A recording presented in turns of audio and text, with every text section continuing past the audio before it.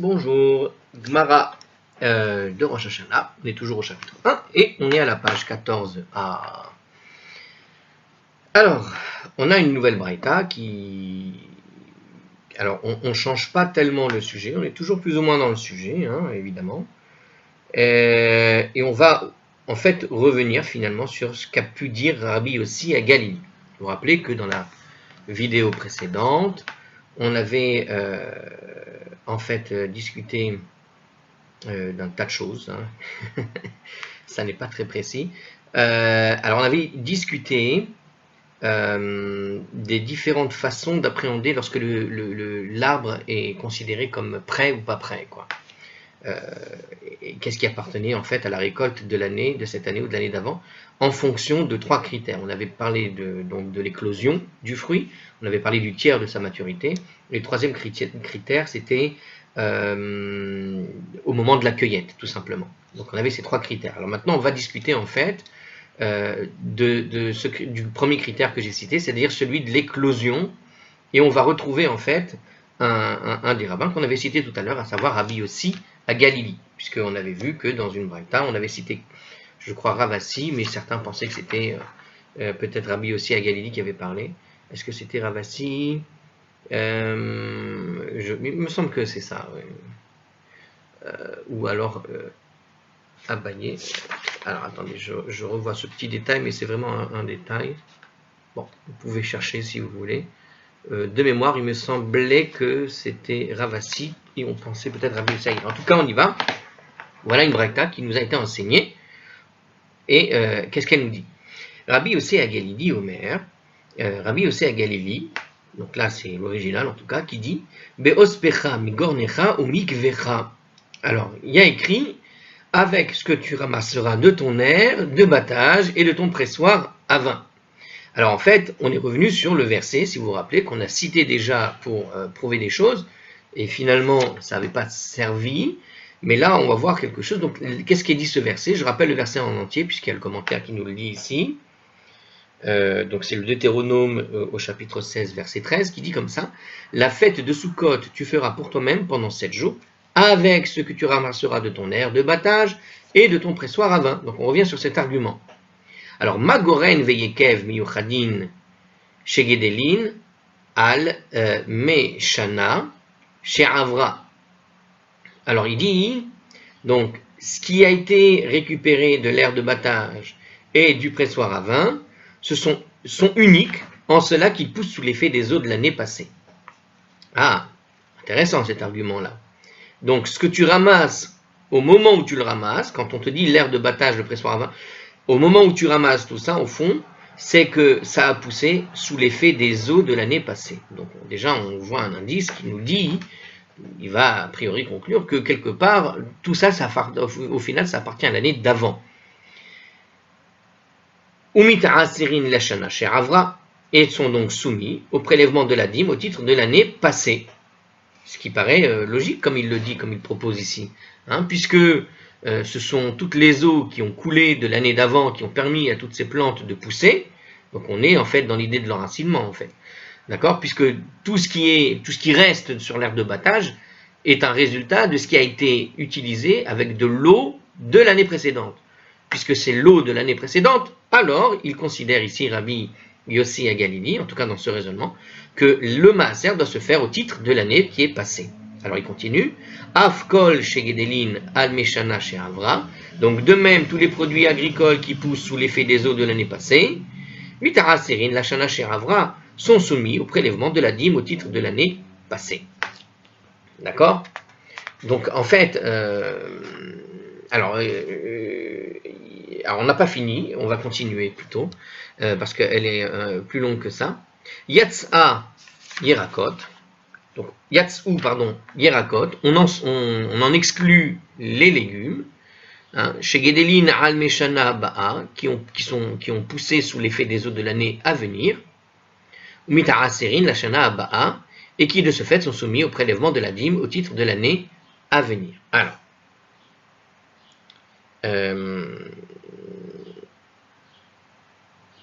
qu'est-ce qu'il veut dire par là en fait? En fait, il fait une distinction entre un certain genre de légumes et un autre certain genre de légumes. En fait, si on parle de céréales, vous imaginez bien que quand tu arrives à Sukkot et que tu prends ce qui est dans l'aire de battage, quand tu parles de céréales, les céréales, en fait, au moment de la récolte, elles sont toutes sèches, en général. Hein, donc elles ont été nourries par de l'eau qui vient de l'année passée.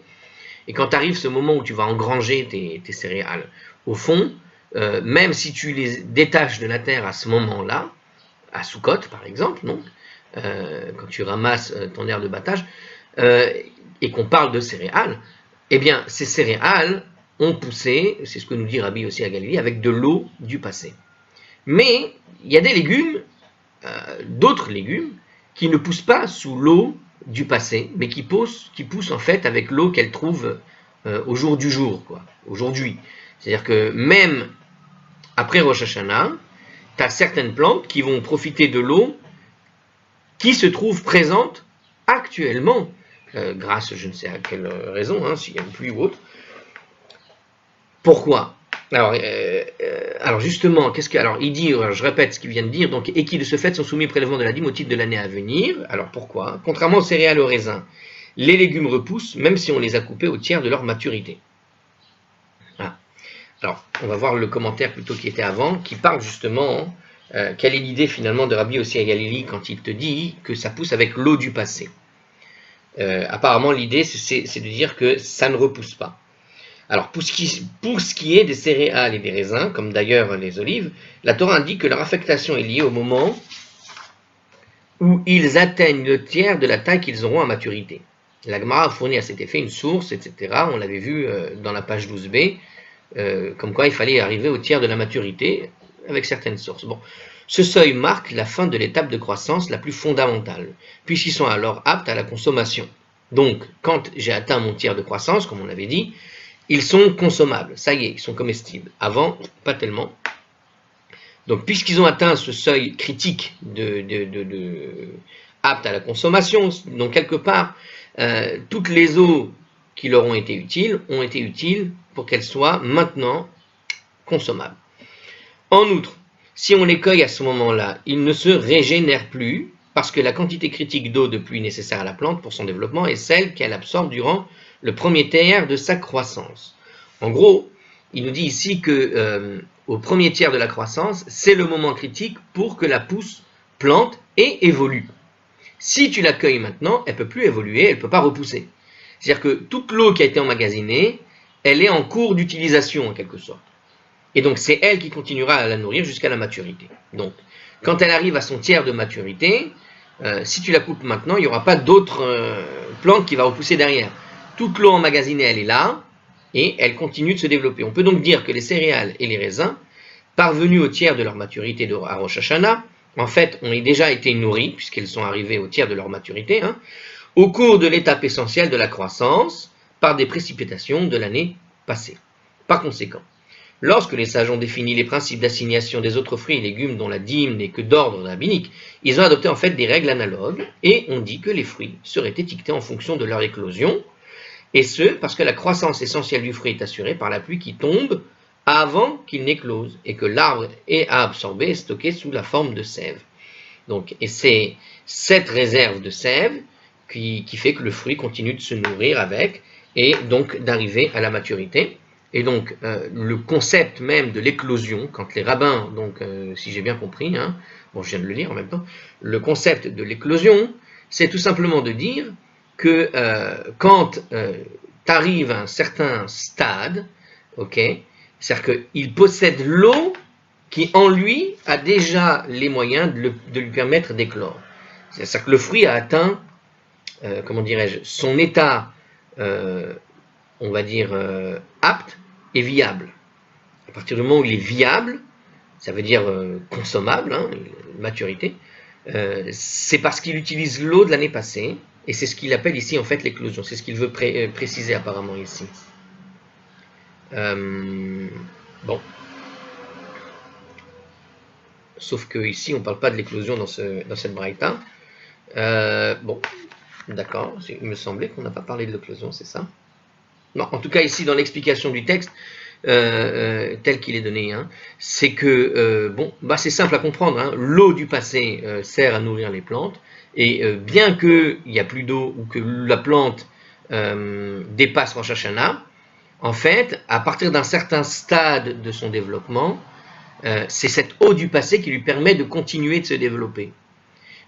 Et donc tout le raisonnement qui vient de dire est-ce que ça appartient au Maaser du passé ou de l'année qui arrive, d'accord, ça dépend en fait de sa croissance, de sa maturité, mais cette maturité dépend en fait finalement de l'eau qui a été en quelque sorte, qui est tombée en quelque sorte de l'année du passé pour la nourrir, même si ça a dépassé Rosh Hashanah, l'eau nourrie, l'eau qu'elle utilise est une eau qui vient de l'année d'avant. Et donc le Maaser va dépendre, en quelque sorte, enfin le calcul qu'ont fait les rabbinim, de ce qu'il explique ici, c'est que ce calcul se fait en fonction, voilà, ils ont réfléchi comme ça, ils ont dit, voilà, la plante, c'est pas son état actuel qui est important, c'est l'état qu'elle a grâce à l'eau qui lui a été servie dans le passé, c'est-à-dire avant Rosh Hashanah. L'eau d'avant Rosh Hashanah, c'est ce qui va permettre de définir que aujourd'hui je dois le compter comme faisant partie du Maaser de l'année d'avant, ok? Parce que c'est de l'eau qui était avant Rosh Hashanah. Mais les légumes ne sont pas les mêmes partout. Les céréales, c'est probablement ça. Hein, on peut imaginer très bien l'épi de blé qui arrive à maturité. Bon, il n'a pas fini de grandir, mais il peut continuer de grandir. En tout cas, ce que te dit ici Rabbi Yossi Galili, c'est que il ne grandit, une fois qu'il a atteint cette maturité, il grandit grâce à l'eau du passé, et si jamais tu l'arraches l'épi, il ne va pas repousser. D'accord? Donc, toute l'eau emmagasinée en lui, c'est ça qu'il utilise, même après Rosh Hashanah, à partir du moment où j'atteins le tiers de la maturité. Ce qui n'est pas le cas d'un autre genre de légumes, où il y a des légumes, en quelque sorte, j'imagine très bien le poivron par exemple, qui quand il atteint une certaine maturité, en fait, il poursuit sa croissance grâce à de l'eau qu'il va attraper chaque jour. Il n'est pas dans un système d'emmagasinage, il est plus on va dire que l'eau emmagasinée, elle se trouve dans le fruit, on pourrait dire. Hein, souvent, c'est comme ça avec certains genres de fruits, où l'eau, en quelque sorte, atterrit dans le fruit lui-même, hein, dans le légume lui-même. Et quelque part, c'est au jour le jour. Chaque goutte d'eau qu'il peut attraper chaque jour, c'est ce qui fait qu'il va grossir éventuellement. Et donc, au fond, c'est ce qu'il dit donc. Hein, voilà, donc, il y a certains. Donc, comme c'est de l'eau, il se sert de l'eau à venir, c'est-à-dire que c'est l'eau qu'il va emmagasiner nouvellement tombée, qui lui permet de se développer le mieux, et donc, il appartiendra au Maaser de l'année courante nouvelle dans laquelle il est rentré. Alors, contrairement donc aux céréales et aux raisins, les légumes repoussent même si on les a coupés au tiers de leur maturité, il nous dit ici, dans le commentaire. Apparemment, la quantité d'eau qu'ils absorbent avant d'atteindre le tiers de leur maturité n'est pas aussi décisive, et ils se nourrissent également de toute eau qu'ils reçoivent ultérieurement. Aussi, même s'ils ont atteint le tiers de leur taille adulte avant Rosh Hashanah, ils ne se sont pas affectés par l'année passée. C'est vrai, hein, regardez, vous prenez un épi de blé qui a bien séché, qui a bien grossi, qui se développe encore. Cet épi de blé, c'est connu, hein, si vous jamais vous rajoutez de l'eau à ce moment-là, quand il pleut, et même le vin, hein, puisque parler du raisin, souvent quand il y a de l'eau qui pousse, hein, après, ça a commencé à avoir du beau temps et tout ça, et voilà que l'eau tombe au moment où le raisin, hein, combien de fois on a vu ça en France où il y avait une grande sécheresse, grâce à la sécheresse, le raisin était de qualité extraordinaire. Mais il faut de l'eau pourtant pour nourrir l'arbre, la vigne. Alors justement, l'eau, elle doit tomber avant une certaine saison, avant un certain temps, mais après ce temps-là, le raisin va pousser, grandir, se développer grâce au soleil. Mais alors d'où il puise son eau? Eh bien, il la puise de ce qui a été dans les réserves qu'il a pris au moment de la saison des pluies. Et s'il repleut au milieu de cette sécheresse, ou s'il pleut trop à un moment donné, la récolte peut être endommagée en fait. C'est-à-dire que le raisin ne se développe plus à cause du surplus d'eau qu'il va recevoir après être passé dans une étape de développement. C'est-à-dire que ce renouveau d'eau va gâcher le fruit. Donc on voit bien que effectivement, le raisin par exemple, hein, il me semble avoir vu ça plusieurs fois dans des articles ici ou là, où effectivement le raisin a besoin d'une quantité d'eau. Mais une fois qu'elle a obtenu sa quantité d'eau, et qu'elle atteint, que le fruit commence à pousser, c'est là où c'est important d'avoir un peu moins d'eau. C'est pas que elle a besoin en fait de se développer avec ses réserves. Et si jamais on redéveloppe les racines, c'est-à-dire en remettant de l'eau dans la terre, a priori, ton fruit va être plus petit, moins sucré, plus amer ou je ne sais quoi. Et ça va gâcher le fruit. Et c'est pareil avec le blé. Combien de fois on a vu des champs de blé ravagés par une pluie soudaine alors qu'on était avant la période de la récolte. C'est-à-dire que quand ton blé a bien poussé, ta céréale elle a bien poussé, en général on attend qu'elle sèche bien. Or si jamais tu remets de l'eau alors qu'elle a bien séché ou qu'elle a commencé sa phase de séchage, ça peut gâcher une récolte entière. Donc c'est cette idée-là. Alors que ce n'est pas le cas d'autres fruits. Il y a des fruits, toute l'année, si tu leur donnes de l'eau, ils sont heureux. Ça n'a rien à voir avec certains légumes et certains autres fruits qui ont besoin d'eau toute l'année. Les agrumes, en général, se servent effectivement un peu dans le même système de l'eau du passé, mais je crois que quand tu lui resserres un peu d'eau, parce qu'il fait trop chaud ou je ne sais quoi, elle va tout de suite puiser dans cette eau nouvelle pour aller gonfler ses fruits. Bref, on voit ici donc cette distinction qui est intéressante. Et regardez qui c'est qui parle de ça. Vous savez quoi, c'est Rashi qui vient de nous expliquer ça. L'explication que je viens de donner ici du commentaire sur cette idée-là, à savoir qu'il profite de l'année à venir, etc. Eh bien, c'est Rashi qui explique ça, et même l'explication d'avant sur les raisins, par exemple. Il faut savoir que Rashi était vigneron. Donc, ce qu'on vient de donner comme exemple, c'est effectivement la parole de quelqu'un qui était dans le raisin. Il était il sait de quoi il parle quand il nous explique cette idée-là. En tout cas, il nous explique par rapport à ce qu'il connaît de son métier, qui était, en plus d'être le grand commentateur, quelqu'un qui allait récolter le raisin et qui a bien vu les différences qu'il y a entre les moments où l'eau tombe pour le bien du fruit et du blé. Il était vigneron et probablement qu'il avait aussi du blé quelque part. Alors, la Braïta continue avec une version de Rabbi Akiva pour la même chose. Et c'est une petite différence dans la déduction, nous dit ici M. Hartzkroll. Alors, on y va. Alors, on va dire plus ou moins la même chose, donc mais cette fois-ci, ce que pense Rabbi Akiva dans ce sujet-là. Rabbi Akiva, qu'est-ce qu'il nous dit? Donc la Torah nous dit le même verset, donc la fête de Sukkot tu feras pour toi-même pendant 7 jours, et le texte de la Braïta nous dit, avec ce que tu ramasseras de ton aire de battage et ton pressoir à vin. Très bien. Donc de même que ce que l'on recueille de l'aire de battage, c'est-à-dire des grains de céréales et du pressoir à vin, c'est-à-dire des raisins, sont uniques en cela qu'ils poussent sous l'effet de l'eau de pluie ordinaire, et qui sont soumis donc à la dîme du tiers de l'année passée. Af kol shegedelim al rov maïm, de même tous les produits qui poussent sous l'effet de l'eau de pluie ordinaire, mita'aserin lashana she'avra, sont soumis donc au prélèvement de la dîme au titre de l'année passée. Yatseu yerakot, et en sont exclus les légumes, shegedelin al kol maïm, qui poussent en fait sous l'effet de toute n'importe quelle eau, ou mita'aserin lashana aba'a, et qui de ce fait sont soumis au prélèvement de la dîme au titre de l'année à venir. Alors, on vient de lire ça. M. Hartzkroll nous a dit qu'il y avait une différence, mais la Gemara pose la question, Maï ben Ayehu, mais quelle est la différence entre les deux? Parce que, voilà, en gros, il nous dit plus ou moins la même chose. La petite nuance, c'est quoi? C'est au niveau d'une eau ordinaire ou d'une eau pas ordinaire. Qu'est-ce que ça veut dire une eau ordinaire?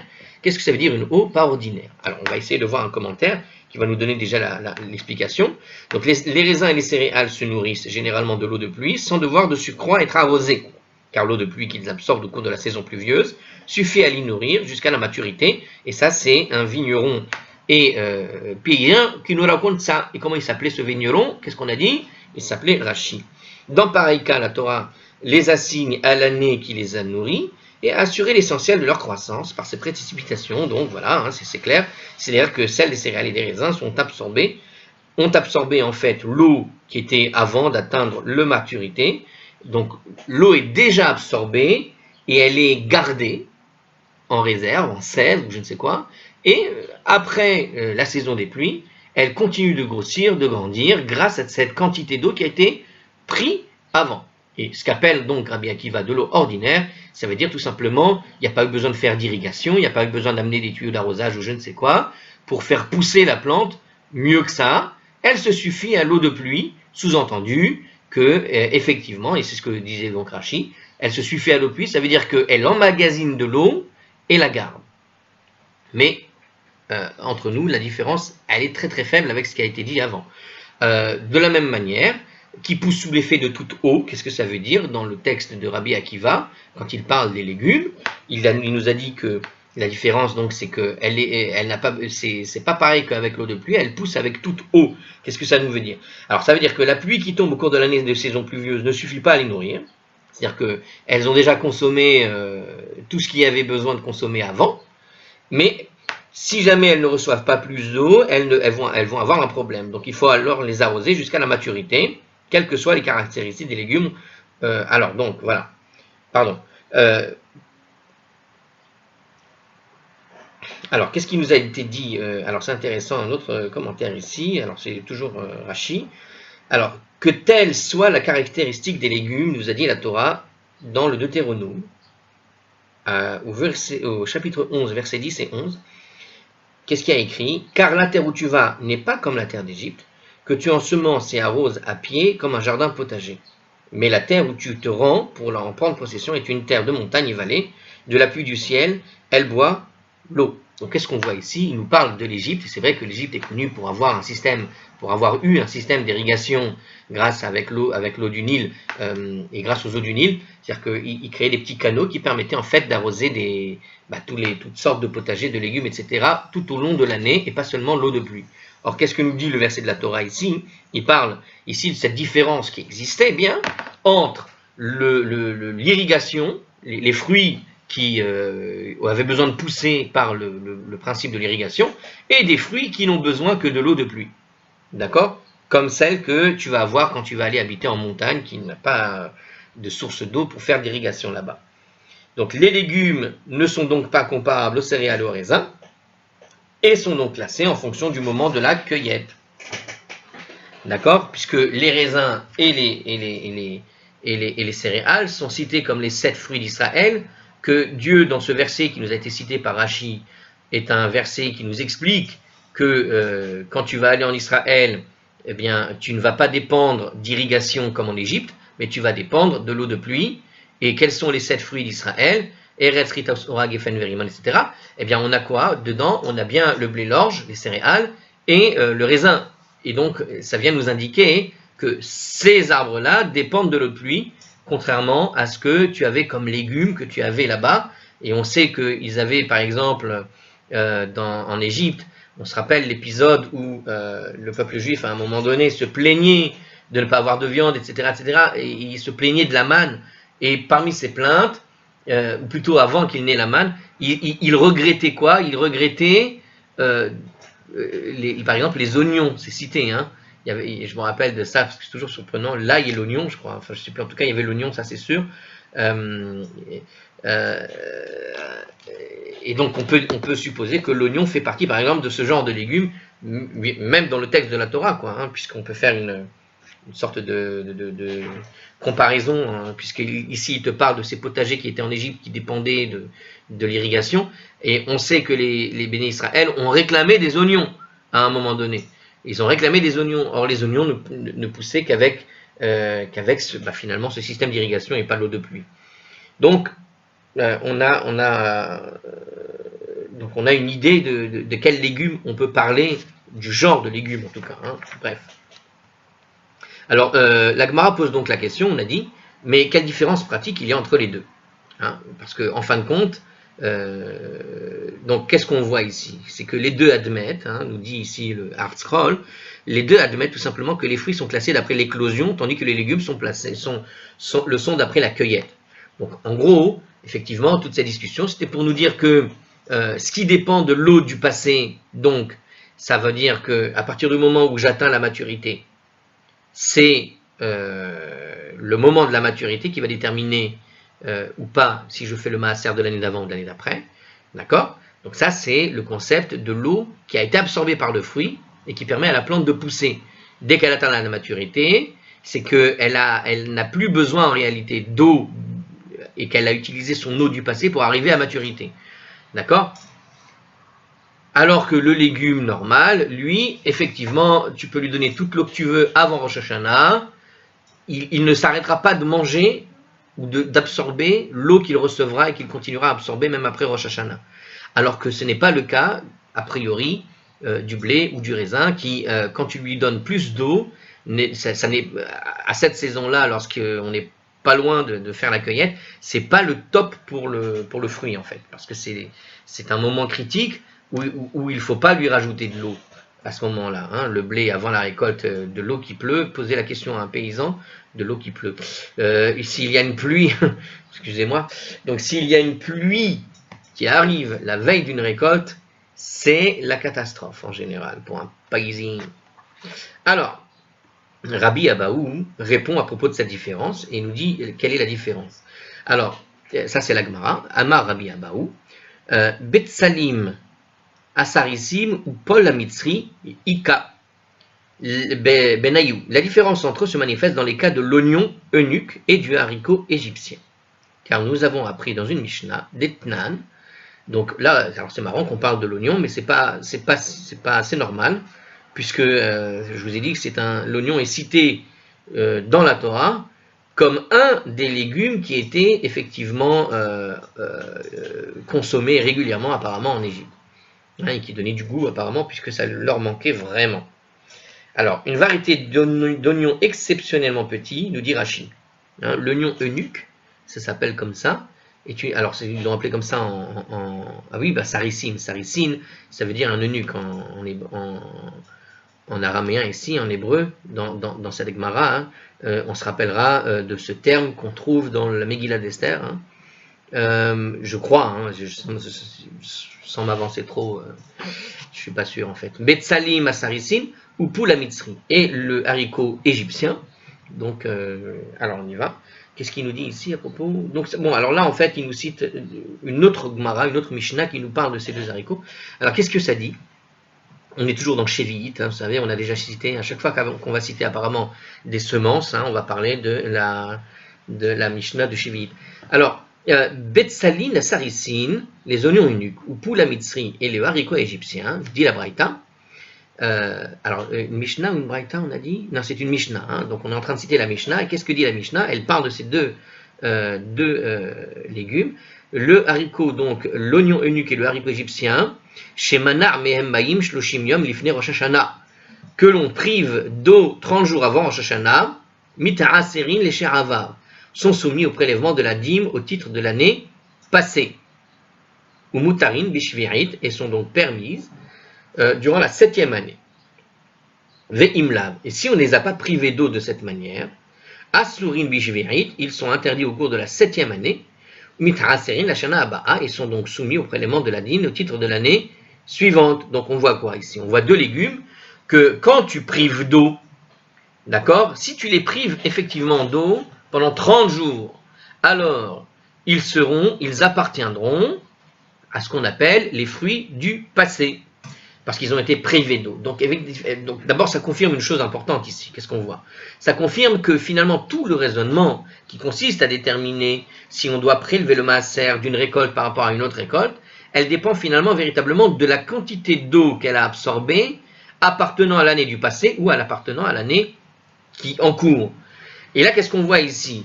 Si je donne une quantité d'eau qui appartient à l'année du passé, mais que j'arrête de donner cette eau du passé pendant les 30 jours avant Rosh Hashanah, on est sûr à 100% que ce fruit, au fond, ce légume, qui a poussé, ces oignons et ce haricot, appartiennent en réalité à la récolte du passé. Pourquoi? Parce que ces oignons, si tu leur donnes de l'eau même après 30 jours, vont absorber immédiatement cette eau, et connaissez, je ne sais pas, vous avez fait un peu de science, connaissez un peu les oignons. Les oignons, quand tu regardes à l'intérieur, elles ont des petites, ce sont des, comment dire, quand tu récupères un oignon comme ça, tu peux évidemment enlever couche par couche l'oignon, tu peux le véritablement, je sais pas comment dire, tu le, je sais pas, déshabiller, couche par couche, comme ça, comment t'appelles ça? Follicule par follicule. Je suis pas sûr que ce soit ça. Non, enfin, feuille par feuille, quoi, imaginons. Hein, tu vois, l'oignon, c'est comme un ensemble de feuilles qui sont collées les unes aux autres et qui forment une boule. Bon, imaginons tu retires comme ça de cet oignon, une de ces feuilles, comme ça, et tu le laisses sécher. Eh bien, l'oignon va effectivement sécher, et d'ailleurs, on peut le garder très longtemps, hein, ça existe d'acheter des oignons séchés comme ça.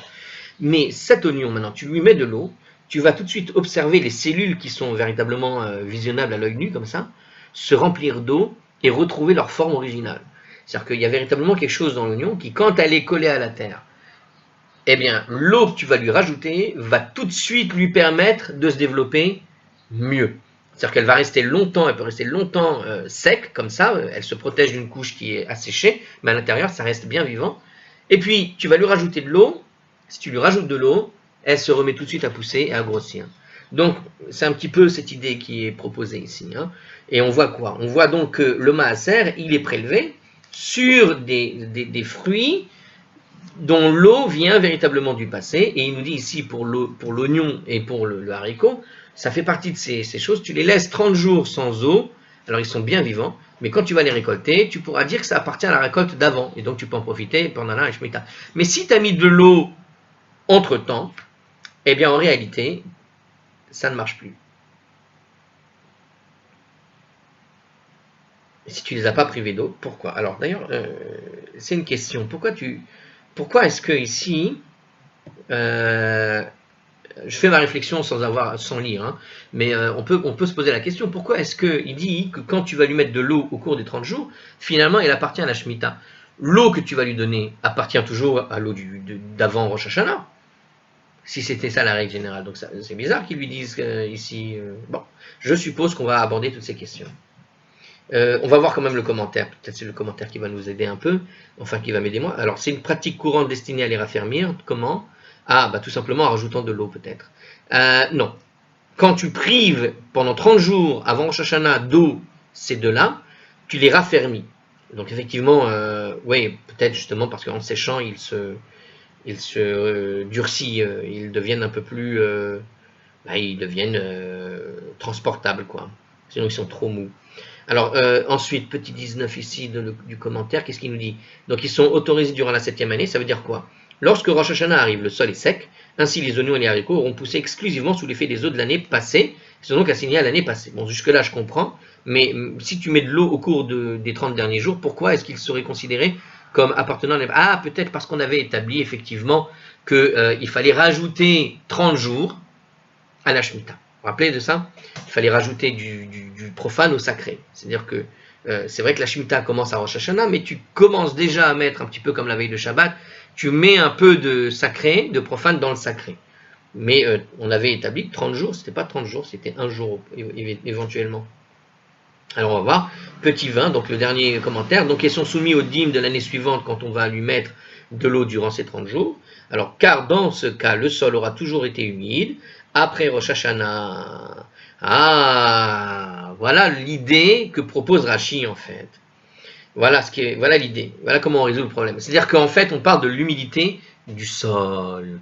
Cette humidité, l'eau, quand tu lui mets 30 jours avant, on va dire qu'on a établi une règle qui dit que pendant 30 jours, la terre va s'assécher. Et en fait, c'est ça, finalement, peut-être ça vient de là toute la règle qui te dit qu'on rajoute du profane au sacré, d'ailleurs, finalement. Parce que regardez, il dit ici que pendant 30 jours, tu laisses le sol à sec. Ça veut dire quoi? Ça veut dire que l'eau, quand tu arrives à Rosh Hashanah, la terre est sèche. Et donc, il n'y a pas d'eau dans la terre. Et donc, quand tu vas faire ta récolte, même après Rosh Hashanah, puisqu'il n'y a pas d'eau dans la terre, eh bien, ce que tu vas récolter, c'est la récolte véritablement de ce qui appartenait avant. Maintenant, si tu mets de l'eau pendant les 30 jours avant Rosh Hashanah, on va considérer en mettant de l'eau pendant 30 jours avant Rosh Hashanah, la terre va continuer d'être mouillée même après Rosh Hashanah, et donc on dira que c'est une eau qui appartient à l'année courante et non pas à celle du passé. Et comme le fruit va se nourrir de cette eau, eh bien, à ce moment-là, où ce sera servi de cette eau, et bien à ce moment-là, on considérera que le fruit appartient donc finalement, parce que ça prend immédiatement les choses, d'accord, l'eau est immédiatement avalée, eh bien ça prendra l'eau courante. Alors pour l'oignon, hein, je vous répète ce que je vous ai dit tout à l'heure, pourquoi ça marche exactement avec le cas de l'oignon? Parce qu'on a vu que l'oignon, qui était donc un des aliments de l'Égypte que mangeaient les Bnei Israël et qui a provoqué une crise parce qu'ils l'ont réclamé, ils en ont eu marre de la manne et ils ont réclamé ces oignons. Eh bien, l'oignon elle-même, quelque part, est véritablement l'exemple type de ce qui se faisait en Égypte sous l'effet de l'irrigation. Okay, et donc, qui pouvait évidemment se nourrir de l'eau, de la terre humidifiée, jusqu'à ce qu'elle le fasse assécher entièrement. Et donc, il y a lieu de craindre ici, hein, et c'est la raison pour laquelle ils ont pris cet exemple-là, hein, dans la Gemara, a priori. Est-ce qu'il y a quelque chose à dire? J'avais pensé à une chose et en même temps je l'ai oublié en parlant trop. Alors ici on voit que la différence en fait maintenant finalement c'est quoi? Parce que du coup, quelle est la différence? Parce que ça ne m'explique pas finalement la différence entre Rabbi Yossi à Galilée et Rabbi Akiva ici. Alors peut-être ici cette différence c'est justement située au niveau de l'humidité de l'eau. Est-ce que tu considères, finalement, ça doit être ça la question principale, est-ce que tu considères que quand, que l'eau du passé, ou est-ce qu'on considère l'eau du passé comme étant au passé, même quand la terre est encore humide, ou est-ce que tu considères que l'eau du passé, l'eau qui traverse finalement Rosh Hashanah, et qui vient même du passé, est considérée comme l'eau de la nouvelle récolte, au fond. C'est-à-dire que, je répète, parce que peut-être je ne suis pas clair. Vous voyez la différence, elle est simple en fait.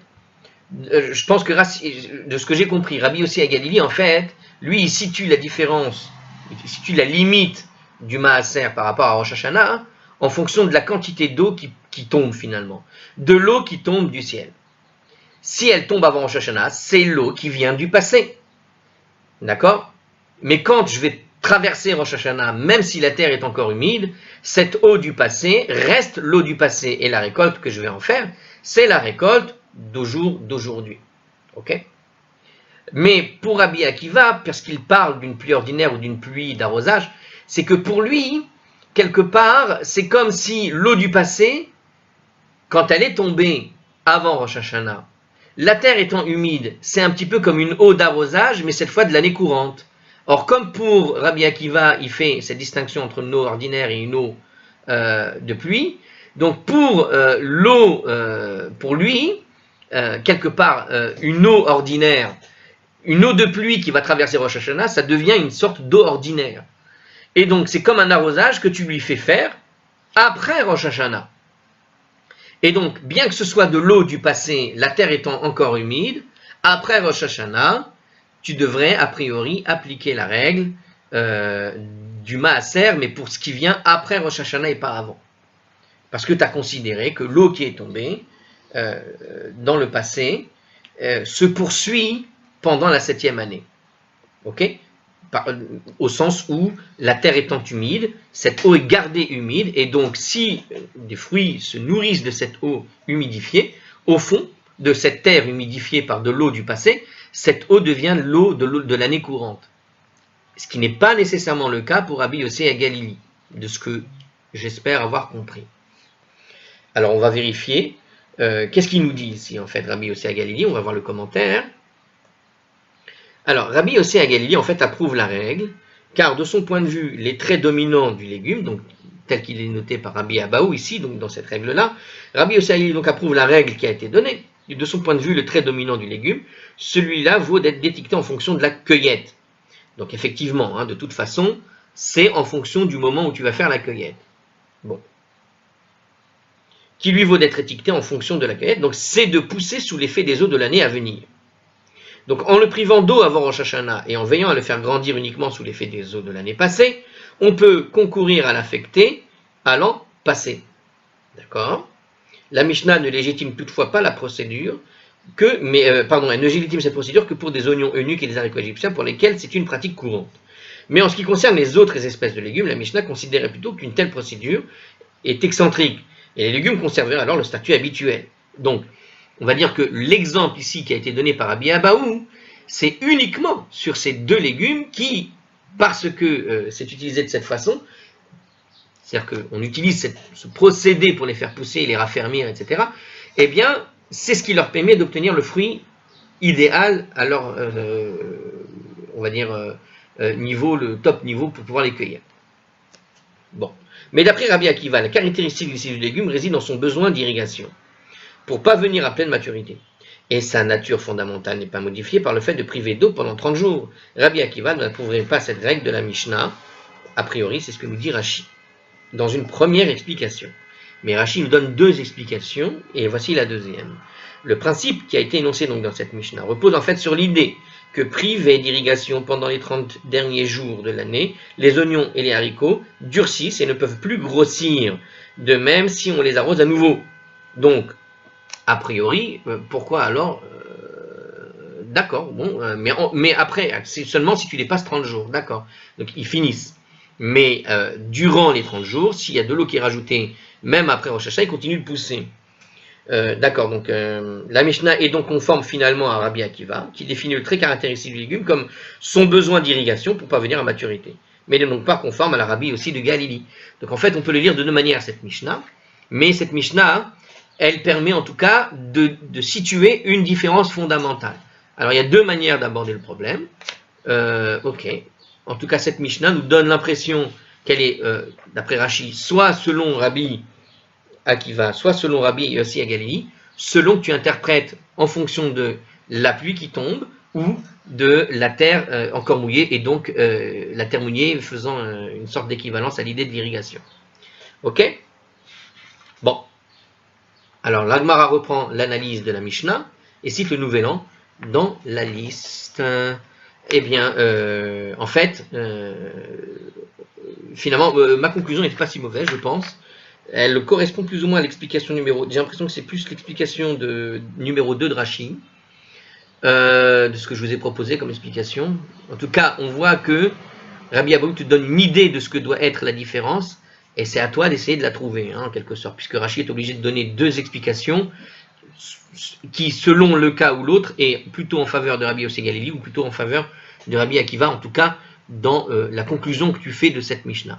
Et c'est là que s'arrête la Gemara, a priori, pour cette discussion.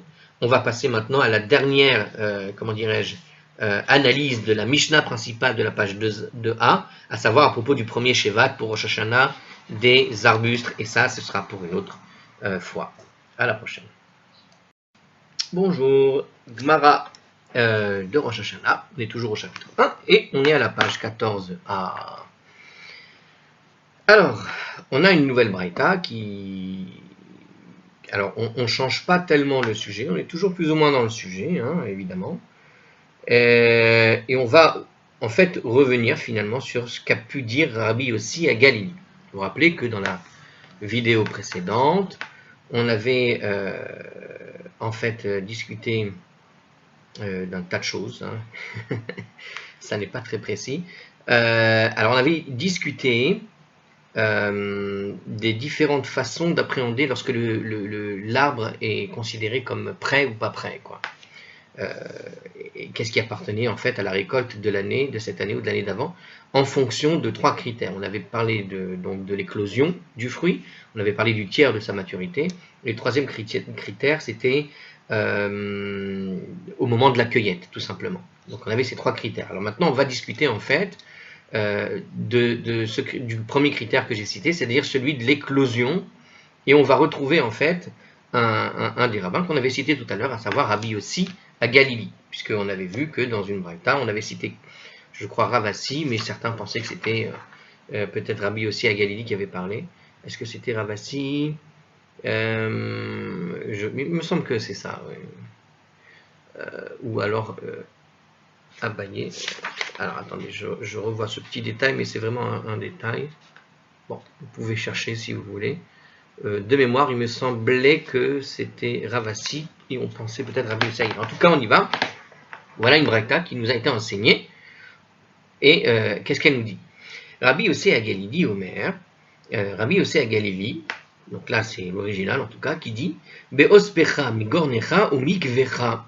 Alors, il y a écrit avec ce que tu ramasseras de ton air de battage et de ton pressoir à vin.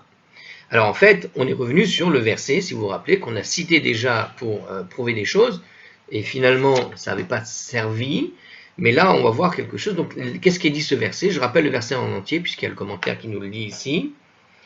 Donc c'est le Deutéronome au chapitre 16, verset 13, qui dit comme ça: la fête de Sukkot tu feras pour toi-même pendant 7 jours, avec ce que tu ramasseras de ton air de battage et de ton pressoir à vin. Donc on revient sur cet argument.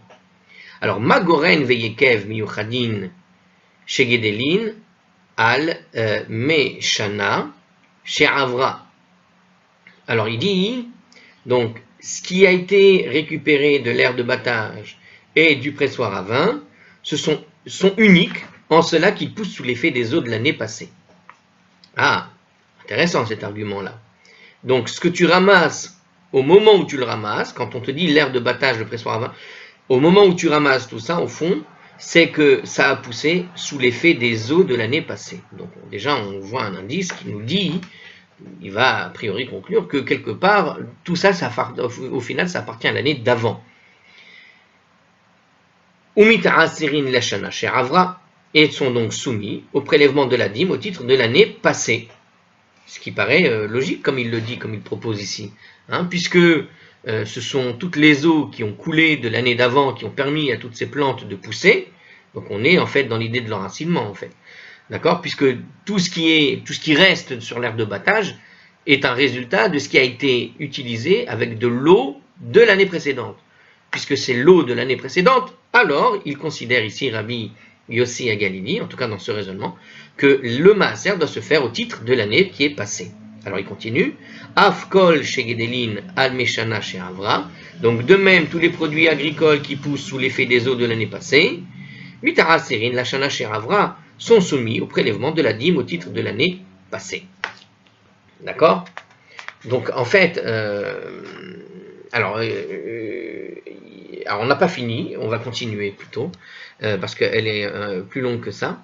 Yatz'a Yerakot, donc Yatz'u, Yerakot, on en exclut les légumes, chez Gedelin al Meshana Ba'a, qui ont poussé sous l'effet des eaux de l'année à venir, ou Mita'aserin la Shana Ba'a, et qui de ce fait sont soumis au prélèvement de la dîme au titre de l'année à venir. Alors,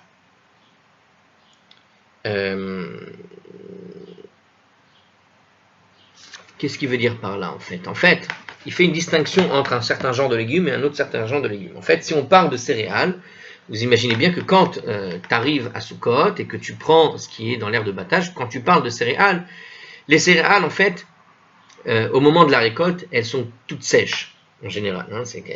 Donc elles ont été nourries par de l'eau qui vient de l'année passée. Et quand arrive ce moment où tu vas engranger tes céréales, au fond, même si tu les détaches de la terre à ce moment-là, à Sukkot par exemple, quand tu ramasses ton aire de battage, et qu'on parle de céréales, eh bien ces céréales ont poussé, c'est ce que nous dit Rabbi Yossi Agalili, avec de l'eau du passé. Mais il y a des légumes, d'autres légumes, qui ne poussent pas sous l'eau du passé, mais qui poussent en fait avec l'eau qu'elles trouvent au jour du jour, aujourd'hui. C'est-à-dire que même après Rosh Hashanah, tu as certaines plantes qui vont profiter de l'eau qui se trouve présente actuellement, grâce je ne sais à quelle raison, s'il y a une pluie ou autre. Pourquoi ? Alors justement, il dit, je répète ce qu'il vient de dire, donc, et qui de ce fait sont soumis au prélèvement de la dîme au titre de l'année à venir. Alors pourquoi ? Contrairement aux céréales et aux raisins, les légumes repoussent même si on les a coupés au tiers de leur maturité. Alors, on va voir le commentaire plutôt qui était avant, qui parle justement, quelle est l'idée finalement de Rabbi Yossi Agalili quand il te dit que ça pousse avec l'eau du passé. Apparemment, l'idée, c'est de dire que ça ne repousse pas. Alors, pour ce qui est des céréales et des raisins, comme d'ailleurs les olives, la Torah indique que leur affectation est liée au moment où ils atteignent le tiers de la taille qu'ils auront à maturité. La Gemara a fourni à cet effet une source, etc. On l'avait vu dans la page 12b, comme quoi il fallait arriver au tiers de la maturité avec certaines sources. Bon. Ce seuil marque la fin de l'étape de croissance la plus fondamentale, puisqu'ils sont alors aptes à la consommation. Donc, quand j'ai atteint mon tiers de croissance, comme on l'avait dit, ils sont consommables, ça y est, ils sont comestibles. Avant, pas tellement. Donc, puisqu'ils ont atteint ce seuil critique apte à la consommation, donc quelque part, toutes les eaux qui leur ont été utiles pour qu'elles soient maintenant consommables. En outre, si on les cueille à ce moment-là, ils ne se régénèrent plus parce que la quantité critique d'eau de pluie nécessaire à la plante pour son développement est celle qu'elle absorbe durant le premier tiers de sa croissance. En gros, il nous dit ici que au premier tiers de la croissance, c'est le moment critique pour que la pousse plante et évolue. Si tu la cueilles maintenant, elle ne peut plus évoluer, elle ne peut pas repousser. C'est-à-dire que toute l'eau qui a été emmagasinée, elle est en cours d'utilisation en quelque sorte. Et donc c'est elle qui continuera à la nourrir jusqu'à la maturité. Donc quand elle arrive à son tiers de maturité, si tu la coupes maintenant, il n'y aura pas d'autres plantes qui va repousser derrière. Toute l'eau emmagasinée, elle est là, et elle continue de se développer. On peut donc dire que les céréales et les raisins, parvenus au tiers de leur maturité à Rosh Hashanah, en fait, ont déjà été nourris, puisqu'ils sont arrivés au tiers de leur maturité, au cours de l'étape essentielle de la croissance, par des précipitations de l'année passée. Par conséquent, lorsque les sages ont défini les principes d'assignation des autres fruits et légumes dont la dîme n'est que d'ordre rabbinique, ils ont adopté en fait des règles analogues et ont dit que les fruits seraient étiquetés en fonction de leur éclosion, et ce, parce que la croissance essentielle du fruit est assurée par la pluie qui tombe avant qu'il n'éclose, et que l'arbre est à absorber et stocké sous la forme de sève. Donc, et c'est cette réserve de sève qui fait que le fruit continue de se nourrir avec, et donc d'arriver à la maturité. Et donc, le concept même de l'éclosion, quand les rabbins, donc si j'ai bien compris, bon, je viens de le lire en même temps, le concept de l'éclosion, c'est tout simplement de dire que quand tu arrives à un certain stade, ok, c'est-à-dire qu'il possède l'eau qui en lui a déjà les moyens de lui permettre d'éclore. C'est-à-dire que le fruit a atteint, comment dirais-je, son état, on va dire, apte et viable. À partir du moment où il est viable, ça veut dire consommable, maturité, c'est parce qu'il utilise l'eau de l'année passée, et c'est ce qu'il appelle ici en fait l'éclosion, c'est ce qu'il veut préciser apparemment ici. Bon. Sauf que ici on ne parle pas de l'éclosion dans cette braïta. Bon, d'accord, il me semblait qu'on n'a pas parlé de l'éclosion, c'est ça? Non, en tout cas ici dans l'explication du texte, tel qu'il est donné, c'est que, c'est simple à comprendre, l'eau du passé sert à nourrir les plantes, et bien qu'il n'y a plus d'eau ou que la plante dépasse Rosh Hashanah, en fait, à partir d'un certain stade de son développement, c'est cette eau du passé qui lui permet de continuer de se développer. Et donc tout le raisonnement qui vient de dire est-ce que ça appartient au maaser du passé ou de l'année qui arrive, d'accord, ça dépend en fait de sa croissance, de sa maturité, mais cette maturité dépend en fait finalement de l'eau qui a été en quelque sorte, qui est tombée en quelque sorte de l'année du passé pour la nourrir, même si ça a dépassé Rosh Hashanah, l'eau nourrie, l'eau qu'elle utilise est une eau qui vient de l'année d'avant. Et donc le maaser va dépendre en quelque sorte, enfin le calcul qu'ont fait les rabbanim, de ce qu'il explique ici, c'est que ce calcul se fait en fonction, voilà, ils ont réfléchi comme ça, ils ont dit voilà, la plante, c'est pas son état actuel qui est important, c'est l'état qu'elle a grâce à l'eau qui lui a été servie dans le passé, c'est-à-dire avant Rosh Hashanah. L'eau d'avant Rosh Hashanah, c'est ce qui va permettre de définir que aujourd'hui je dois le compter comme faisant partie du maaser de l'année d'avant, ok? Parce que c'est de l'eau qui était avant Rosh Hashanah. Mais les légumes ne sont pas les mêmes partout. Les céréales, c'est probablement ça. On peut imaginer très bien l'épi de blé qui arrive à maturité. Bon, il n'a pas fini de grandir, mais il peut continuer de grandir. En tout cas, ce que te dit ici Rabbi Yossi Galili, c'est que il ne grandit, une fois qu'il a atteint cette maturité, il grandit grâce à l'eau du passé, et si jamais tu l'arraches l'épi, il ne va pas repousser. D'accord? Donc, toute l'eau emmagasinée en lui, c'est ça qu'il utilise, même après Rosh Hashanah. à partir du moment où j'atteins le tiers de la maturité. Ce qui n'est pas le cas d'un autre genre de légumes, où il y a des légumes, en quelque sorte, j'imagine très bien le poivron par exemple, qui quand il atteint une certaine maturité, en fait, il poursuit sa croissance grâce à de l'eau qu'il va attraper chaque jour. Il n'est pas dans un système d'emmagasinage, il est plus on va dire que l'eau emmagasinée, elle se trouve dans le fruit, on pourrait dire. Hein, souvent, c'est comme ça avec certains genres de fruits, où l'eau, en quelque sorte, atterrit dans le fruit lui-même, hein, dans le légume lui-même. Et quelque part, c'est au jour le jour. Chaque goutte d'eau qu'il peut attraper chaque jour, c'est ce qui fait qu'il va grossir éventuellement. Et donc, au fond, c'est ce qu'il dit donc. Hein, voilà, donc, il y a certains. Donc, comme c'est de l'eau, il se sert de l'eau à venir. C'est-à-dire que c'est l'eau qu'il va emmagasiner nouvellement tombée, qui lui permet de se développer le mieux. Et donc, il appartiendra au maaser de l'année courante nouvelle dans laquelle il est rentré. Alors, contrairement donc aux céréales et aux raisins, les légumes repoussent même si on les a coupés au tiers de leur maturité, il nous dit ici, dans le commentaire. Apparemment, la quantité d'eau qu'ils absorbent avant d'atteindre le tiers de leur maturité n'est pas aussi décisive, et ils se nourrissent également de toute eau qu'ils reçoivent ultérieurement. Aussi, même s'ils ont atteint le tiers de leur taille adulte avant Rosh Hashanah, ils ne se sont pas affectés par l'année passée. C'est vrai, hein, regardez, vous prenez un épi de blé qui a bien séché, qui a bien grossi, qui se développe encore. Cet épi de blé, c'est connu, hein, si vous jamais vous rajoutez de l'eau à ce moment-là, quand il pleut, et même le vin, hein, puisque parler du raisin, souvent quand il y a de l'eau qui pousse, hein, après, ça a commencé à avoir du beau temps et tout ça, et voilà que l'eau tombe au moment où le raisin, hein, combien de fois on a vu ça en France où il y avait une grande sécheresse, grâce à la sécheresse, le raisin était de qualité extraordinaire. Mais il faut de l'eau pourtant pour nourrir l'arbre, la vigne. Alors justement, l'eau, elle doit tomber avant une certaine saison, avant un certain temps, mais après ce temps-là, le raisin va pousser, grandir, se développer grâce au soleil. Mais alors d'où il puise son eau? Eh bien, il la puise de ce qui a été dans les réserves qu'il a pris au moment de la saison des pluies.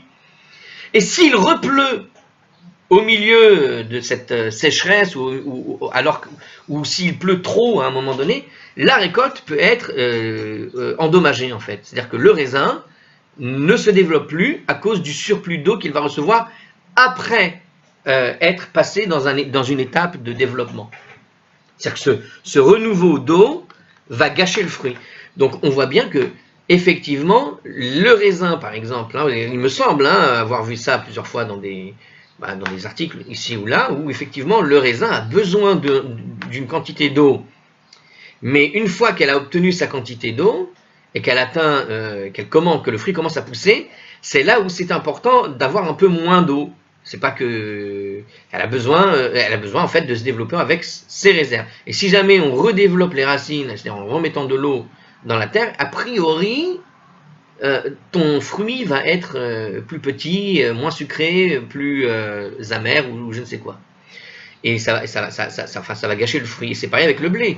Combien de fois on a vu des champs de blé ravagés par une pluie soudaine, alors qu'on était avant la période de la récolte. C'est-à-dire que quand ton blé a bien poussé, ta céréale elle a bien poussé, en général on attend qu'elle sèche bien. Or si jamais tu remets de l'eau alors qu'elle a bien séché, ou qu'elle a commencé sa phase de séchage, ça peut gâcher une récolte entière. Donc c'est cette idée-là. Alors que ce n'est pas le cas d'autres fruits. Il y a des fruits, toute l'année, si tu leur donnes de l'eau, ils sont heureux. Ça n'a rien à voir avec certains légumes et certains autres fruits qui ont besoin d'eau toute l'année. Les agrumes, en général, se servent effectivement un peu dans le même système de l'eau du passé, mais je crois que quand tu lui resserres un peu d'eau, parce qu'il fait trop chaud ou je ne sais quoi, elle va tout de suite puiser dans cette eau nouvelle pour aller gonfler ses fruits. Bref, on voit ici donc cette distinction qui est intéressante. Et regardez qui c'est qui parle de ça. Vous savez quoi? C'est Rashi qui vient de nous expliquer ça. L'explication que je viens de donner ici du commentaire sur cette idée-là, à savoir qu'il profite de l'année à venir, etc. Eh bien, c'est Rashi qui explique ça, et même l'explication d'avant sur les raisins, par exemple. Il faut savoir que Rashi était vigneron. Donc, ce qu'on vient de donner comme exemple, c'est effectivement la parole de quelqu'un qui était dans le raisin.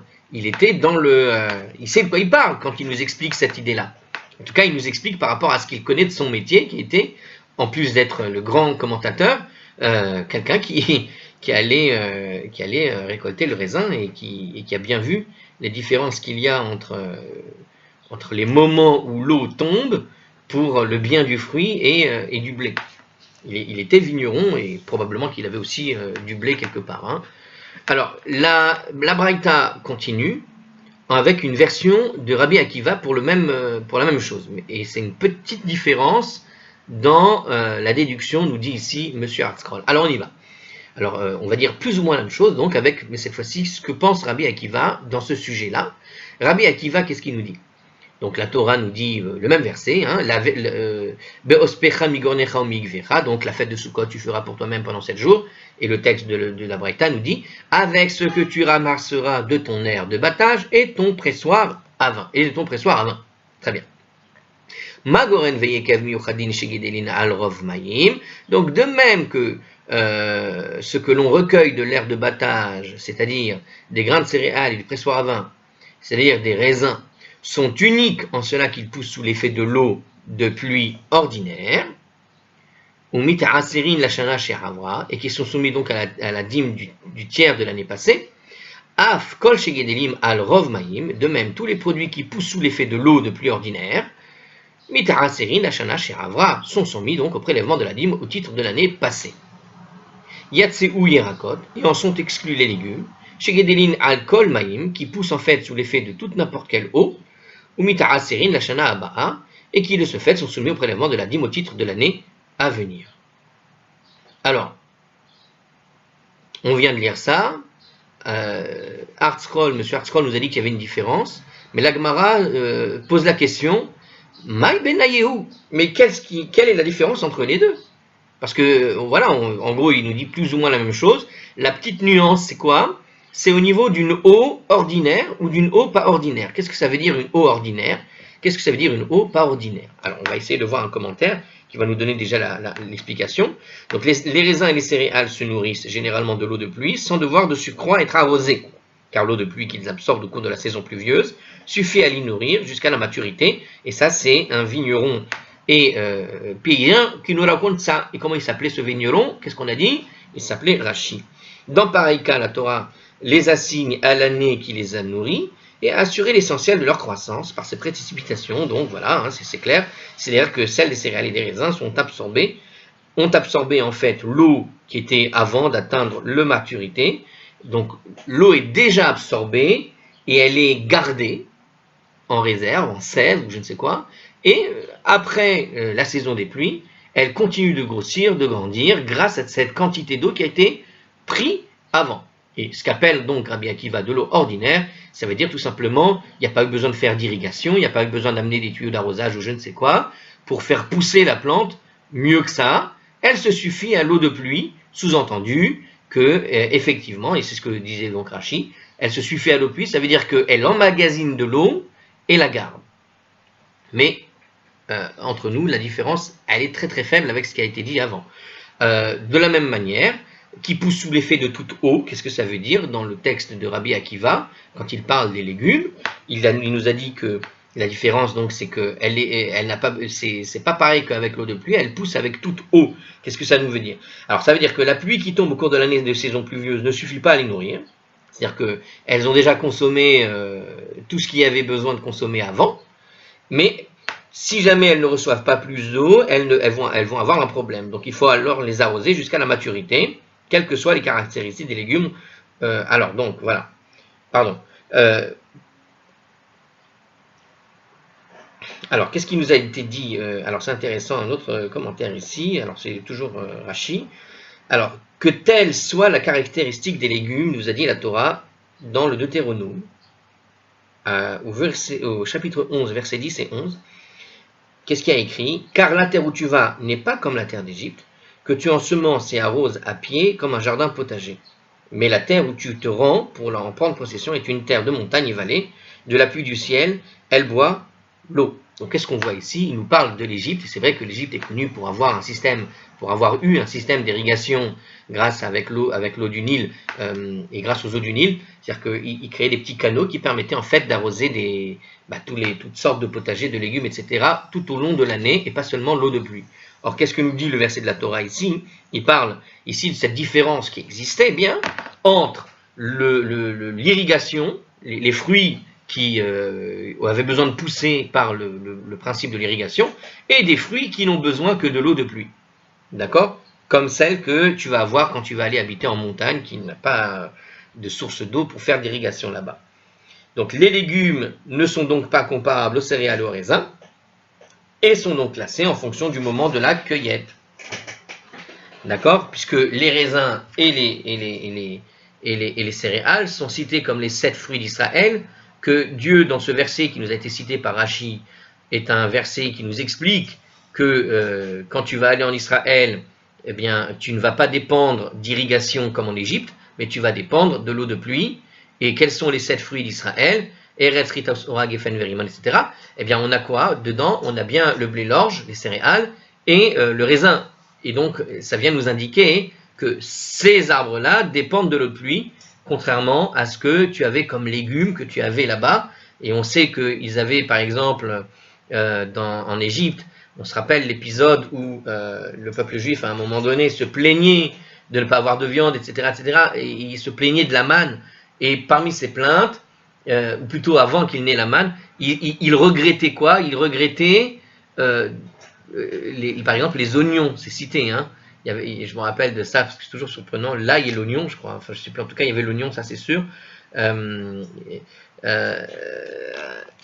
Et donc on peut supposer que l'oignon fait partie, par exemple, de ce genre de légumes, même dans le texte de la Torah, quoi, hein, puisqu'on peut faire une sorte de comparaison, hein, puisqu'ici il te parle de ces potagers qui étaient en Égypte, qui dépendaient de l'irrigation, et on sait que les béné Israël ont réclamé des oignons à un moment donné. Ils ont réclamé des oignons. Or les oignons ne poussaient qu'avec finalement ce système d'irrigation et pas l'eau de pluie. Donc on a une idée de quels légumes on peut parler, du genre de légumes en tout cas, hein. Bref. Alors, la Gemara pose donc la question, on a dit, mais quelle différence pratique il y a entre les deux, hein? Parce qu'en fin de compte, donc qu'est-ce qu'on voit ici? C'est que les deux admettent, hein, nous dit ici le Hartzroll, les deux admettent tout simplement que les fruits sont classés d'après l'éclosion, tandis que les légumes le sont d'après la cueillette. Donc en gros, effectivement, toute cette discussion, c'était pour nous dire que ce qui dépend de l'eau du passé, donc ça veut dire qu'à partir du moment où j'atteins la maturité, c'est le moment de la maturité qui va déterminer ou pas si je fais le maaser de l'année d'avant ou de l'année d'après. D'accord? Donc ça, c'est le concept de l'eau qui a été absorbée par le fruit et qui permet à la plante de pousser. Dès qu'elle atteint la maturité, c'est qu'elle n'a plus besoin en réalité d'eau et qu'elle a utilisé son eau du passé pour arriver à maturité. D'accord? Alors que le légume normal, lui, effectivement, tu peux lui donner toute l'eau que tu veux avant Rosh Hashanah, il ne s'arrêtera pas de manger ou d'absorber l'eau qu'il recevra et qu'il continuera à absorber même après Rosh Hashanah. Alors que ce n'est pas le cas, a priori, du blé ou du raisin, qui, quand tu lui donnes plus d'eau, à cette saison-là, lorsqu'on n'est pas loin de faire la cueillette, c'est pas le top pour le fruit en fait, parce que c'est un moment critique où il ne faut pas lui rajouter de l'eau à ce moment-là, hein. Le blé avant la récolte, de l'eau qui pleut, posez la question à un paysan, de l'eau qui pleut. S'il y a une pluie, excusez-moi, donc s'il y a une pluie qui arrive la veille d'une récolte, c'est la catastrophe en général pour un paysan. Alors, Rabbi Abaou répond à propos de cette différence et nous dit quelle est la différence. Alors, ça c'est la Gemara, Amar Rabbi Abaou, Betsalim Asarissim ou Paul Amitzri, Ika, Benayou. La différence entre eux se manifeste dans les cas de l'oignon eunuque et du haricot égyptien. Car nous avons appris dans une Mishnah, d'Etnan, donc là, alors c'est marrant qu'on parle de l'oignon, mais c'est pas assez normal, puisque je vous ai dit que l'oignon est cité dans la Torah comme un des légumes qui était effectivement consommé régulièrement apparemment en Égypte. Et qui donnait du goût apparemment puisque ça leur manquait vraiment. Alors, une variété d'oignons exceptionnellement petits, nous dit Rachi. Hein, l'oignon eunuque, ça s'appelle comme ça. Alors, ils l'ont appelé comme ça ah oui, saricine. Saricine, ça veut dire un eunuque en araméen ici, en hébreu, dans cette Gemara. Hein, on se rappellera de ce terme qu'on trouve dans la Megillah d'Esther. Hein. Je crois, hein, sans m'avancer trop, je suis pas sûr en fait. Betsalim asaricine ou poula mitzri, et le haricot égyptien. Donc, alors on y va. Qu'est-ce qu'il nous dit ici à propos? Donc, bon, alors là en fait, il nous cite une autre Gemara, une autre Mishnah qui nous parle de ces deux haricots. Alors, qu'est-ce que ça dit? On est toujours dans Shevi'it, hein, vous savez, on a déjà cité, à chaque fois qu'on va citer apparemment des semences, hein, on va parler de la Mishnah de Shevi'it. Alors, Betsaline, saricine, les oignons eunuques, ou poula mitzri et les haricots égyptiens, dit la Braïta. Alors, une Mishnah ou une Braïta, on a dit? Non, c'est une Mishnah. Hein, donc, on est en train de citer la Mishnah. Et qu'est-ce que dit la Mishnah? Elle parle de ces deux légumes. Le haricot, donc, l'oignon eunuque et le haricot égyptien, chez Manar Mehem Baim Shloshim Yom Lifne Rosh Hashanah, que l'on prive d'eau 30 jours avant Rosh Hashanah, Mita'a Serin les Sheravar, sont soumis au prélèvement de la dîme au titre de l'année passée. Ou Mutarin Bishvirit, et sont donc permises durant la 7e année.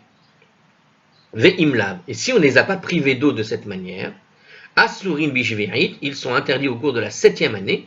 Mit'aserin la shana aba'a, et sont donc soumis au prélèvement de la dîme au titre de l'année suivante. Donc on voit quoi ici? On voit deux légumes que quand tu prives d'eau, d'accord, si tu les prives effectivement d'eau pendant 30 jours, alors ils appartiendront à ce qu'on appelle les fruits du passé, parce qu'ils ont été privés d'eau. Donc d'abord, ça confirme une chose importante ici. Qu'est-ce qu'on voit?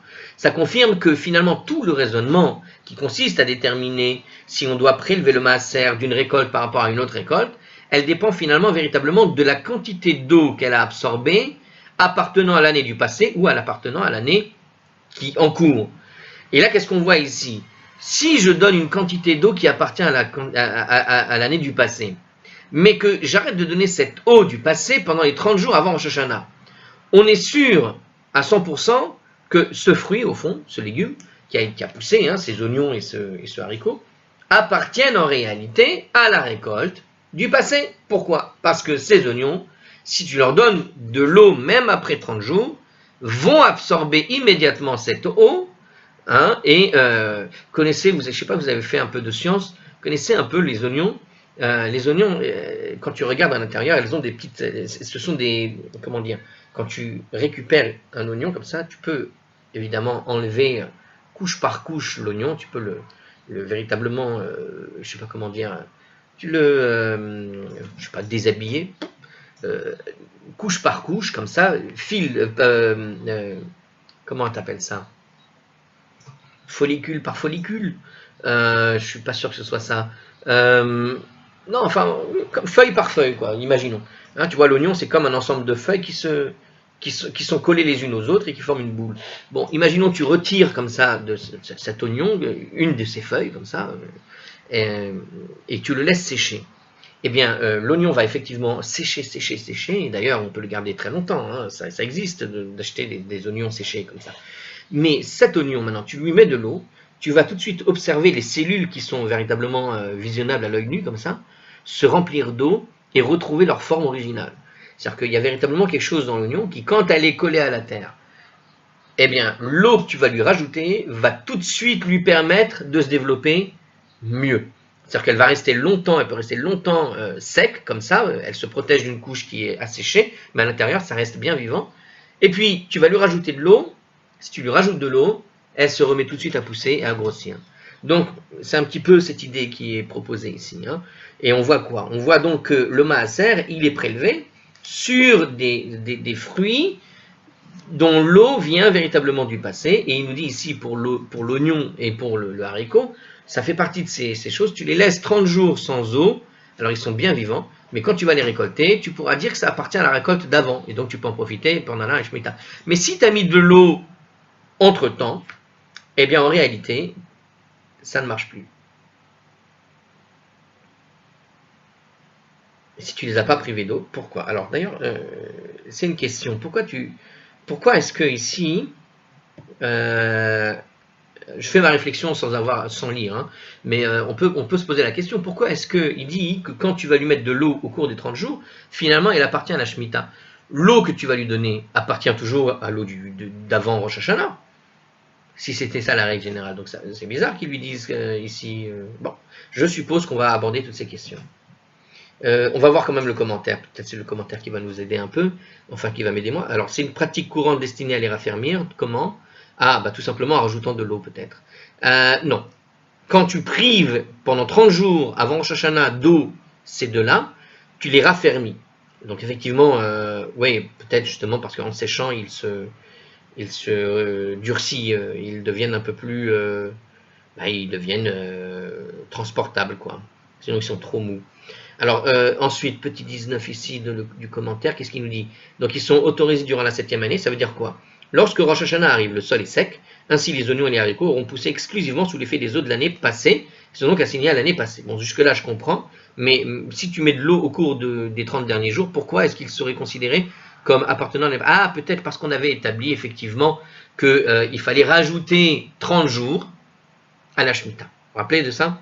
Il fallait rajouter du profane au sacré. C'est-à-dire que c'est vrai que la Shemitah commence à Rosh Hashanah, mais tu commences déjà à mettre un petit peu comme la veille de Shabbat, tu mets un peu de sacré, de profane dans le sacré. Mais on avait établi que 30 jours, c'était pas 30 jours, c'était un jour éventuellement.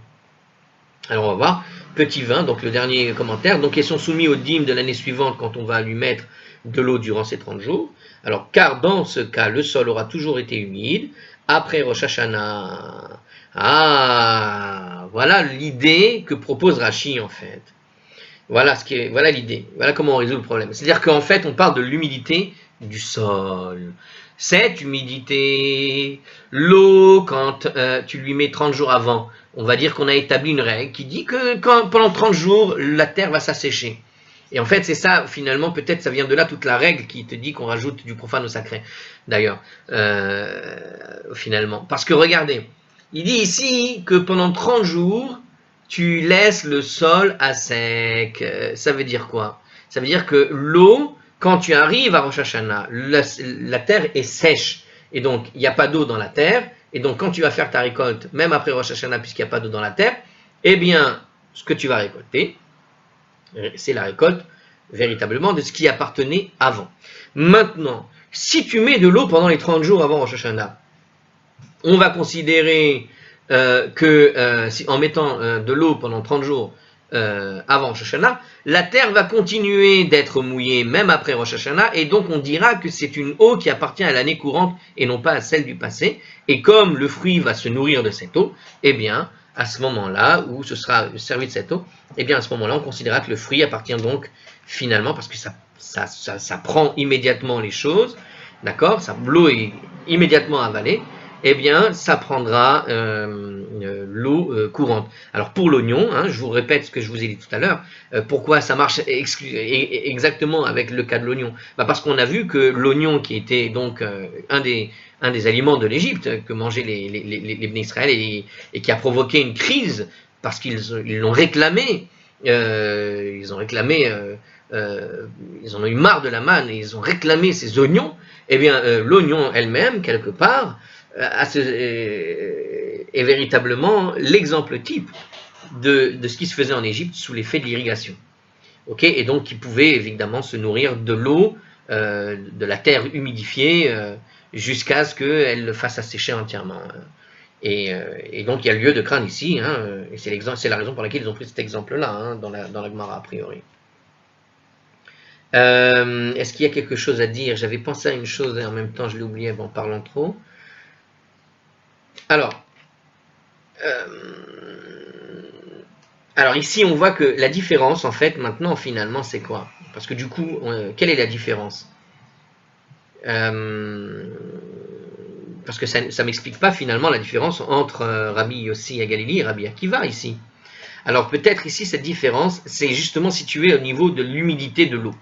Est-ce que tu considères finalement, ça doit être ça la question principale, est-ce que tu considères que quand que l'eau du passé, ou est-ce qu'on considère l'eau du passé comme étant au passé, même quand la terre est encore humide, Ou est-ce que tu considères que l'eau du passé, qui traverse finalement Rosh Hashanah, et qui vient même du passé, est considérée comme l'eau de la nouvelle récolte, au fond.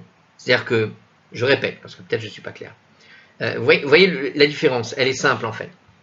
Je pense que de ce que j'ai compris, Rabbi Yossi HaGalili, en fait, lui, il situe la différence, il situe la limite du Maaser par rapport à Rosh Hashanah, en fonction de la quantité d'eau qui tombe finalement, de l'eau qui tombe du ciel. Si elle tombe avant Rosh Hashanah, c'est l'eau qui vient du passé. D'accord? Mais quand je vais traverser Rosh Hashanah, même si la terre est encore humide, cette eau du passé reste l'eau du passé. Et la récolte que je vais en faire, c'est la récolte d'aujourd'hui. Ok? Mais pour Rabbi Akiva, parce qu'il parle d'une pluie ordinaire ou d'une pluie d'arrosage, c'est que pour lui, quelque part, c'est comme si l'eau du passé, quand elle est tombée avant Rosh Hashanah, la terre étant humide, c'est un petit peu comme une eau d'arrosage, mais cette fois de l'année courante. Or, comme pour Rabbi Akiva, il fait cette distinction entre une eau ordinaire et une eau de pluie, donc pour l'eau, pour lui, quelque part, une eau ordinaire, une eau de pluie qui va traverser Rosh Hashanah, ça devient une sorte d'eau ordinaire. Et donc, c'est comme un arrosage que tu lui fais faire après Rosh Hashanah. Et donc, bien que ce soit de l'eau du passé, la terre étant encore humide, après Rosh Hashanah, tu devrais a priori appliquer la règle du Maaser, mais pour ce qui vient après Rosh Hashanah et pas avant. Parce que tu as considéré que l'eau qui est tombée dans le passé se poursuit pendant la 7e année. Ok ? Au sens où la terre étant humide, cette eau est gardée humide, et donc si des fruits se nourrissent de cette eau humidifiée, au fond de cette terre humidifiée par de l'eau du passé, cette eau devient l'eau de l'année courante. Ce qui n'est pas nécessairement le cas pour Rabbi Yossi HaGalili, de ce que j'espère avoir compris. Alors on va vérifier, qu'est-ce qu'il nous dit ici en fait Rabbi Yossi HaGalili, on va voir le commentaire. Alors, Rabbi Yossi HaGalili, en fait, approuve la règle, car de son point de vue, les traits dominants du légume, donc tel qu'il est noté par Rabbi Abaou ici, donc dans cette règle-là, Rabbi Yossi HaGalili donc approuve la règle qui a été donnée. Et de son point de vue, le trait dominant du légume, celui-là vaut d'être détecté en fonction de la cueillette. Donc effectivement, de toute façon, c'est en fonction du moment où tu vas faire la cueillette. Bon.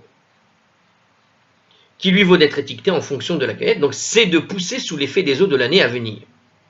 Donc en le privant d'eau avant Rosh Hashanah et en veillant à le faire grandir uniquement sous l'effet des eaux de l'année passée, on peut concourir à l'affecter à l'an passé. D'accord ? La Mishnah ne légitime toutefois pas la procédure, elle ne légitime cette procédure que pour des oignons eunuques et des haricots égyptiens pour lesquels c'est une pratique courante. Mais en ce qui concerne les autres espèces de légumes, la Mishnah considérait plutôt qu'une telle procédure est excentrique, et les légumes conserveraient alors le statut habituel. Donc, on va dire que l'exemple ici qui a été donné par Rabbi Abaou, c'est uniquement sur ces deux légumes qui, parce que c'est utilisé de cette façon, c'est-à-dire qu'on utilise ce procédé pour les faire pousser, les raffermir, etc., eh bien, c'est ce qui leur permet d'obtenir le fruit idéal à leur, on va dire, niveau, le top niveau pour pouvoir les cueillir. Bon. Mais d'après Rabbi Akiva, la caractéristique du légume réside dans son besoin d'irrigation, pour parvenir à pleine maturité. Et sa nature fondamentale n'est pas modifiée par le fait de priver d'eau pendant 30 jours. Rabbi Akiva n'approuverait pas cette règle de la Mishnah. A priori, c'est ce que nous dit Rashi, dans une première explication. Mais Rashi nous donne deux explications, et voici la deuxième. Le principe qui a été énoncé donc dans cette Mishnah repose en fait sur l'idée que privés d'irrigation pendant les 30 derniers jours de l'année, les oignons et les haricots durcissent et ne peuvent plus grossir, de même si on les arrose à nouveau. Donc, a priori, pourquoi alors d'accord, bon, mais après, c'est seulement si tu les passes 30 jours, d'accord. Donc ils finissent. Mais durant les 30 jours, s'il y a de l'eau qui est rajoutée, même après Rosh Hashanah, il continue de pousser. D'accord, donc la Mishnah est donc conforme finalement à Rabbi Akiva, qui définit le trait caractéristique du légume comme son besoin d'irrigation pour parvenir à maturité. Mais n'est donc pas conforme à la Rabbi aussi de Galili. Donc en fait, on peut le lire de deux manières, cette Mishnah. Mais cette Mishnah, elle permet en tout cas de situer une différence fondamentale. Alors il y a deux manières d'aborder le problème. Ok. En tout cas, cette Mishnah nous donne l'impression qu'elle est, d'après Rashi, soit selon Rabbi Akiva, soit selon Rabbi Yossi à Galilée, selon que tu interprètes en fonction de la pluie qui tombe ou de la terre encore mouillée, et donc la terre mouillée faisant une sorte d'équivalence à l'idée de l'irrigation. Ok? Bon. Alors, l'Agmara reprend l'analyse de la Mishnah et cite le Nouvel An dans la liste. Eh bien, en fait, finalement, ma conclusion n'était pas si mauvaise, je pense. Elle correspond plus ou moins à l'explication numéro... J'ai l'impression que c'est plus l'explication numéro 2 de Rashi, de ce que je vous ai proposé comme explication. En tout cas, on voit que Rabbi Abaou te donne une idée de ce que doit être la différence, et c'est à toi d'essayer de la trouver, en quelque sorte, puisque Rashi est obligé de donner deux explications qui, selon le cas ou l'autre, est plutôt en faveur de Rabbi Yossi Galili ou plutôt en faveur de Rabbi Akiva, en tout cas dans la conclusion que tu fais de cette Mishnah. Et c'est là que s'arrête la Gemara, a priori, pour cette discussion. On va passer maintenant à la dernière, analyse de la Mishnah principale de la page 2a, à savoir à propos du premier Shevat pour Rosh Hashanah, des arbustes, et ça, ce sera pour une autre fois. À la prochaine.